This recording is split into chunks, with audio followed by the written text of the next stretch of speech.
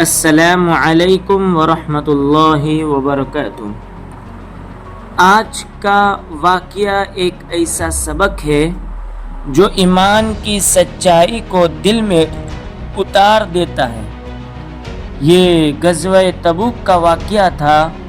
شدید گرمی تھی، بھوک اور پیاس نے لوگوں کو بے حال کر رکھا تھا۔ ایسے میں رسول اللہ صلی اللہ علیہ وسلم نے اعلان فرمایا، اللہ کی راہ میں مال خرچ کرو۔ سب صحابہ اپنے اپنے گھروں سے جو کچھ تھا لے کر آنے لگے۔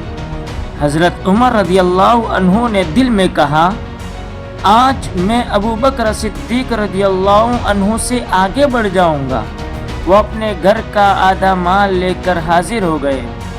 پھر ابو بکر صدیق رضی اللہ عنہ آئے، انہوں نے کچھ نہیں چھوڑا، پورا گھر خالی کر دیا، سب کچھ لا کر رسول اللہ صلی اللہ علیہ وسلم کے قدموں میں رکھ دیا۔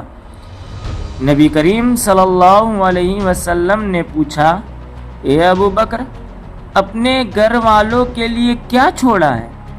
ابو بکر صدیق رضی اللہ عنہ نے جواب دیا، میں نے ان کے لیے اللہ اور اس کے رسول کو چھوڑا ہے۔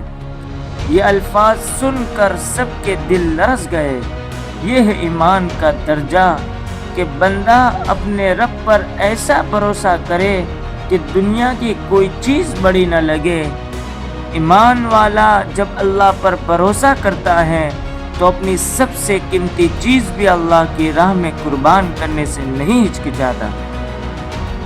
اگر یہ ایمان افروز واقعہ آپ کے دل کو چھو گیا ہو تو مزید سبق آموز کہانیوں کے لیے آپ ہماری چینل سے جڑے رہیں۔ السلام علیکم ورحمۃ اللہ وبرکاتہ۔